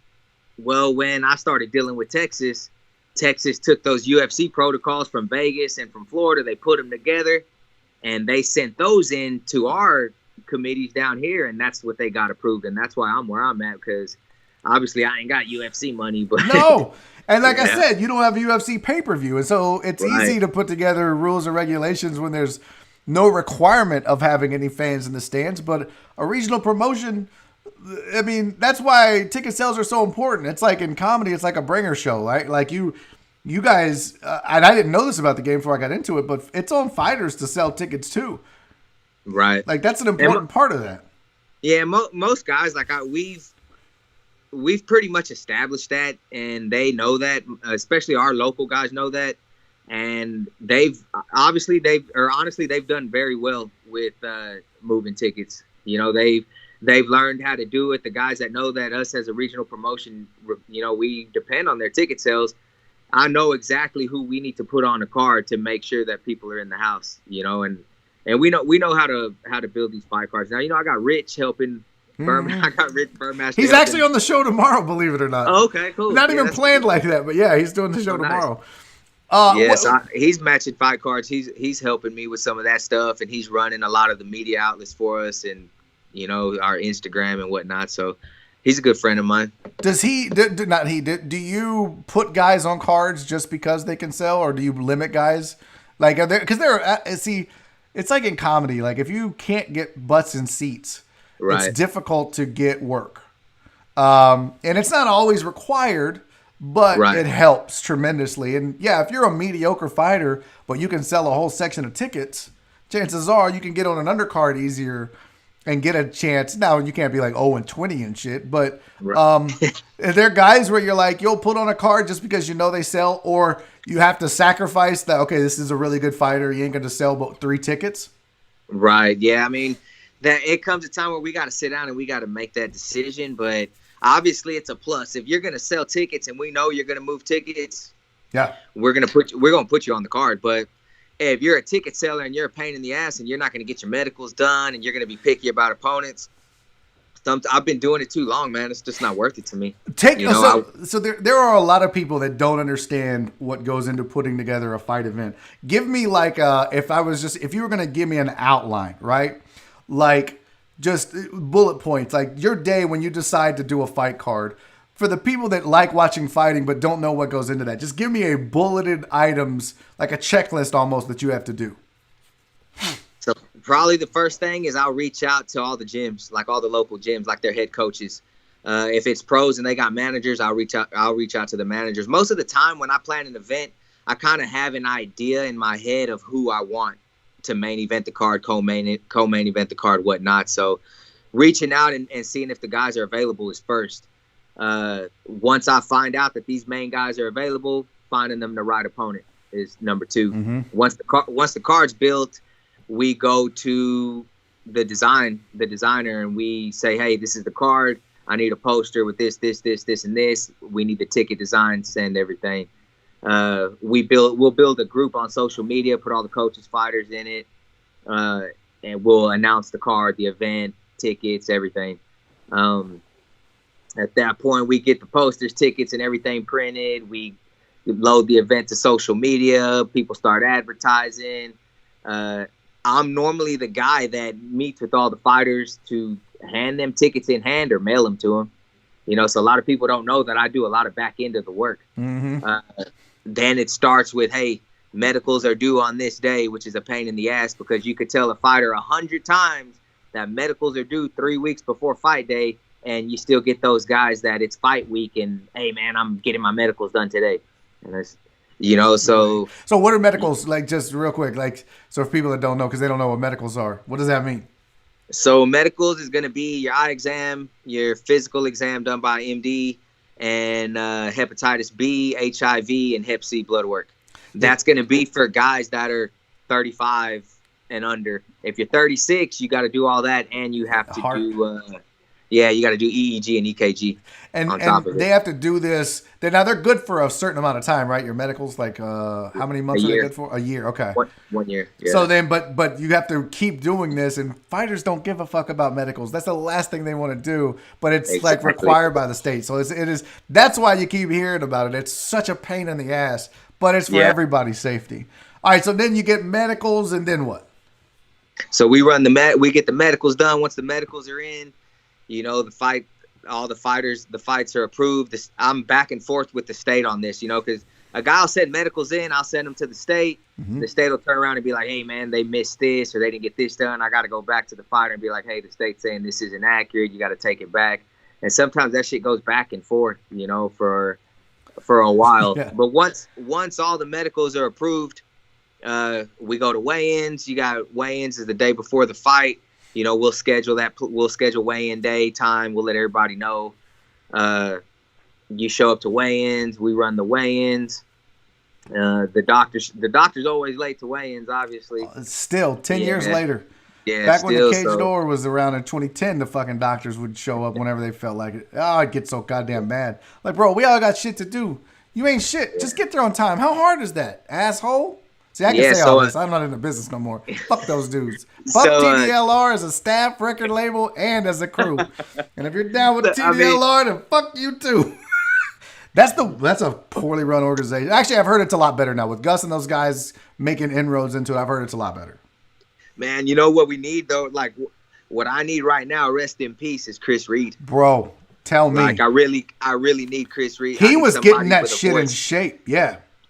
With all this COVID stuff and the testing that they're restricting, it's impossible for us to run a show. Somebody like him, rest in peace. I could have. Yeah. I could have used his He got hand right shit now, done. but yeah. Okay, so in the chat, somebody had a question that was, Chris Reyes said, I never knew that about the medicals. Joe B wants to know, why do they wait to the last minute to do their medicals? Why? I have no idea. That's a good one. I mean, most guys just, I don't know. I'm training. I gotta work. You would think that a pro fighter or even an amateur fighter, somebody that is very serious about fighting, they would keep their medicals good year round. Even if they're not scheduled to fight on a card, you would think, okay, well, my medicals are probably going to expire. Even though I'm not scheduled to fight, I'm going to go get them done. So if they call me on short notice, my stuff's ready. But most guys wait for me to tell them they need medicals before they go out and do it. But see, you're dealing with guys that, amateurs and young guys that all they want. I hate to keep going back to comedy, but it's what I know now. but I've been in, I was around the fight game for several years covering it, and it's the same thing. There's a lot of similarities, believe it or not, between the fight game and the comedy game. But one thing you see is a lot of guys get in it for the wrong reasons. A lot of guys get in it and they immediately want to be famous superstar fighters. And it's like, that road is so long. You have to, one, get into comedy or fighting because you love it. Right. And then you stick with it because you love it. And if you're good enough, the right people will find you.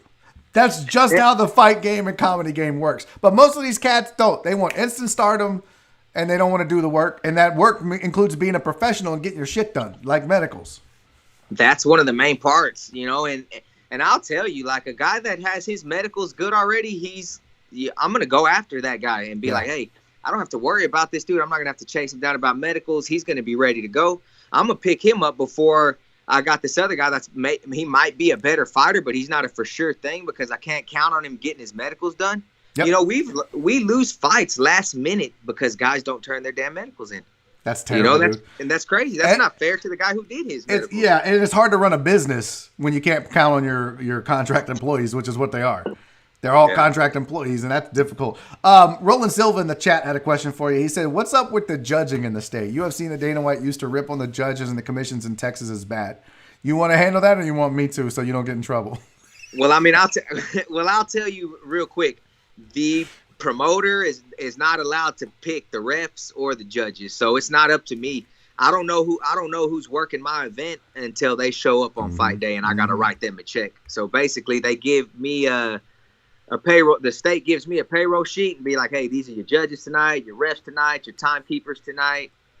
Write us some checks for these guys. They don't let me pick, but no. And that's the other thing people don't know is they blame the promotion when there's shitty judging and shitty referees, and it's all out of your hands. It's all funded by the well, it's all assigned by the state, and you have to pay for it. Hey, yeah. So I got to pay for the shitty judging and reffing that I don't pick. And about that, you're right. I mean, the very last card we had before all this, I had one of the fighters that lost the split decision message me after the fight and be like, I can't believe you picked that guy to be your champion.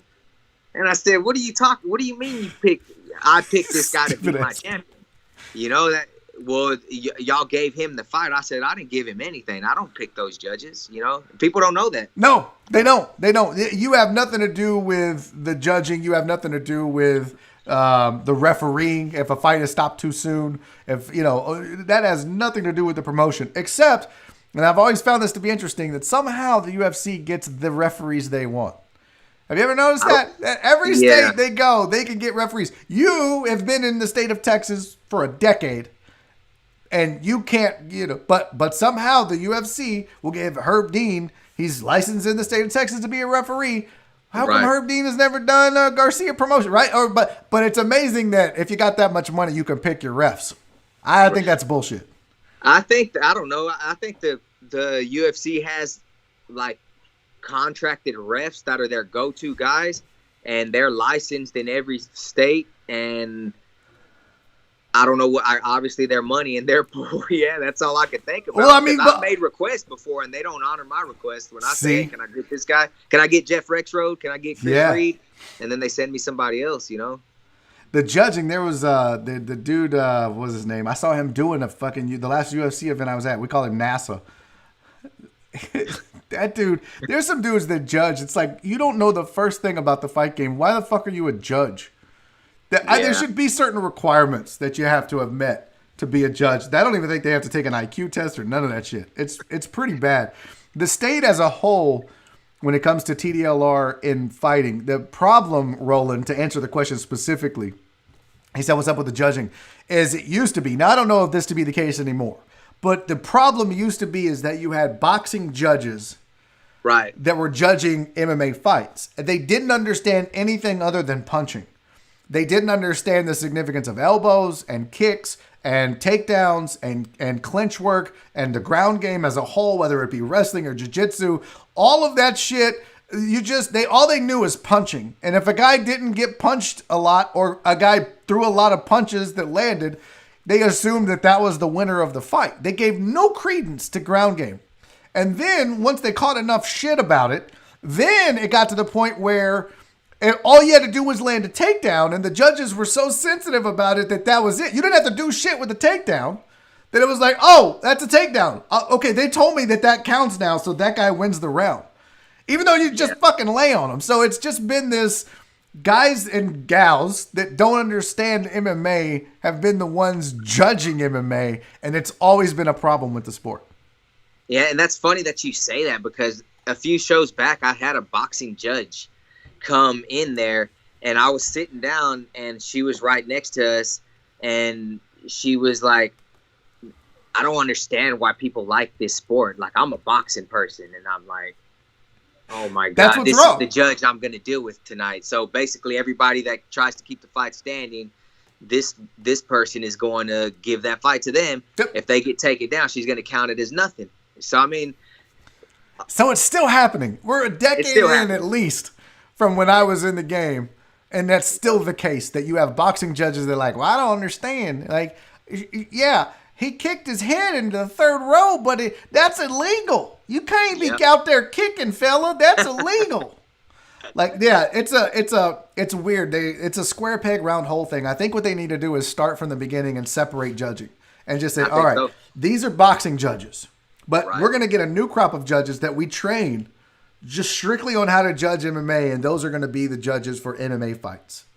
Guys like Jeff Rexroad that used to fight, guys like Chris Reed, rest in peace, guys that have experience in and around the cage that know what the fuck is going on. Get ex-fighters to be judges is what Joe B said. That's exactly what needs to happen in this state. But the state is so stupid and so bureaucratic that they're just like, well, it would be the equivalent of saying, okay, let's take gymnastics judges and let them judge diving. I mean, it's all somersaults. It's all it's all tumbling. What's the difference if you tumble on a mat or tumble in the air? And it is completely two different sports.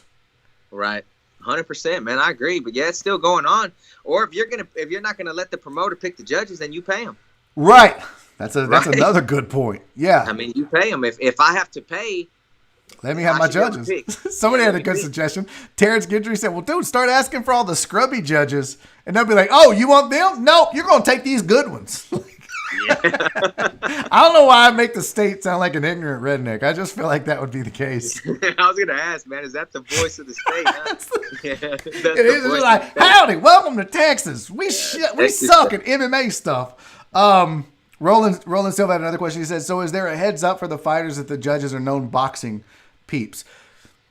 That's good question. Yeah, you don't want to skew that because you don't want the fighters to change what they do. It shouldn't be the case that a guy that's, well, I'm a wrestler, like that's what my base is. Now what? Now I got to keep a fight on the feet, and then becomes you match up guys for a reason, and I think that would just be a train wreck if you told guys that. It would get in their heads. They're already volatile. Obviously, I go in there, man, and I tell these guys, hey, look, when you leave it to the judges, anything can happen.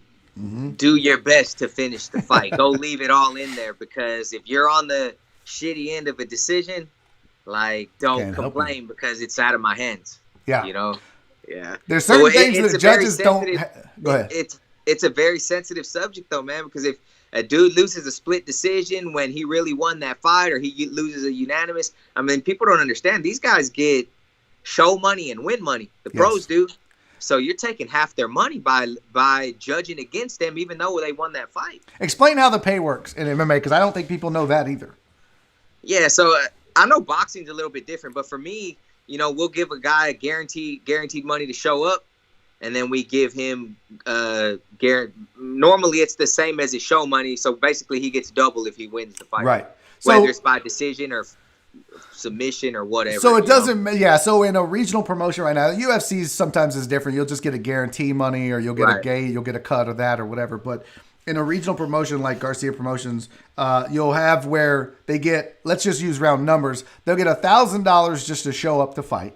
Right. And then they'll get another $1,000 if they win. So if a guy is on you'll hear him be like, he's on a 1-and-1 deal, or he's on a 2-and-2 deal, which means he's going to get $2,000 just to be in the fight. And if he wins, he's going to double his pay.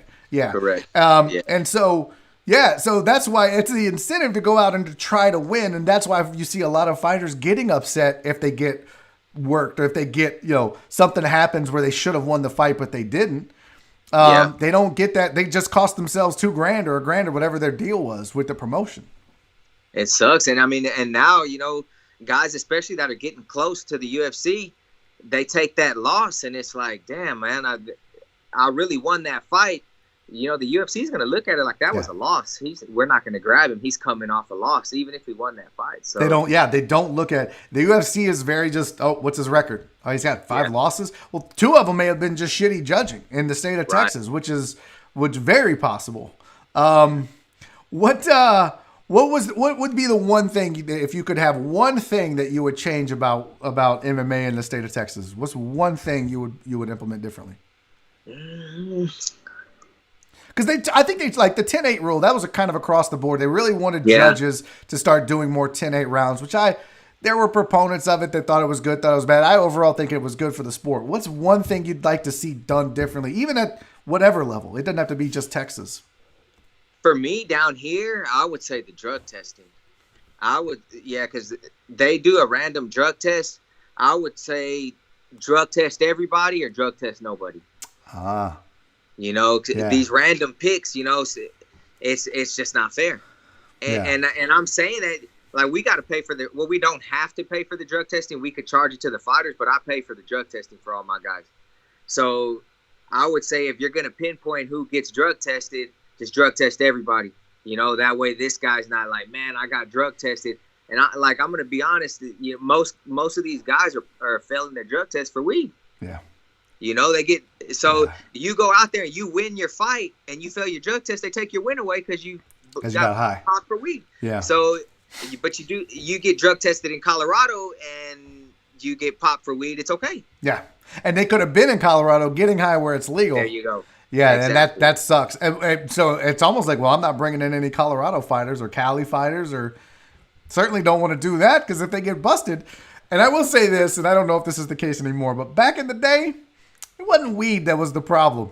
A lot of dudes on coke and roids in MMA. Well, that's still some of the problem too. But so that would be my thing. Look, TDLR, we're not saying condone the use of weed, but maybe just don't test for it because nobody is getting high and winning fights. Nah. I mean, if you're high, you might be slower. But I'm saying nobody's using weed as a way to. But there are dudes doing key bumps in the car before they go and get their hands taped up. There are dudes doing roids and then end up not doing roids and then end up with titties and all these things. Listen, if you're gonna test for the things that actually enhance a fighter's ability to win a fight, like coke and roids and shit. That's stupid, dude. That hour flew by, man. Thank you for being here. I know you don't have a fight card to promote, but how can people follow you or keep up with the promotion itself? Man, so we don't have MMA coming up, but I do have those Submission Hunter Pro cards coming up. I got one coming up in Humble on July 24th. That's pro grappling, super fights, submission only. I got one in Dallas on August 7th, and I got one in San Antonio on 9/18. And what's the website they can go check all this out at? They can check us out at GarciaPromotions.com. They can follow us on Instagram at Fury Fighting and at Submission Hunter Pro. Dude, Eric, this was long overdue, man. Thanks for hanging in there because we were scheduled to do this before I got fired. And then I got fired. I'm glad to see you doing your thing, man. I mean, they lost a good one, so hey, it was a plus for you. Man, I appreciate that for sure, dude. Good, and I promise you, I know I said I was gonna come out to one not too long ago. I don't even remember what happened, But when you come back and it's safe, I'm back. I'm going to be there. I promise you that. All right? You got it, brother. You gonna sit K-side right next to me. Yay! There you go. That's what I'm talking about. Don't put me up there in the back, man. Hey, Eric Garcia, you guys go follow him and support. That's a local businessman doing great things. Appreciate you, homie. Be safe out brother. there. We'll see you soon. All right, that is Eric Garcia Promotions. Always a good follow. If you're into the fight game, whether it's just combat sports or whatever, man, go give that dude a follow. And that's it, man. That is the show for this Thursday. The chat was litty. And apparently, if you're not on the Discord, you're going to miss Crystal Collins giving certain pictures. Here, look, I'll even put this up for you one more time. Oh, I don't have it. Patreon.com/Barry on Deck. Go join the Patreon, get on the Discord server, and see whatever Crystal's showing everybody. It's probably wild. Hey, Charles Garza! Buddy, thank you for the super chat, my friend. That's very kind of you, Charles. So take a shot on the way out. You got it, dude. Where's my... Jameson's almost gone. Thank you guys so much. That was a man shot right there. Hey, you guys, please be safe. Wear your mask. Be careful when you get out. Do the right thing. And most importantly of all, love each other, man. Tomorrow, Richard Burmaster joins me. I'll see you guys then. Be safe.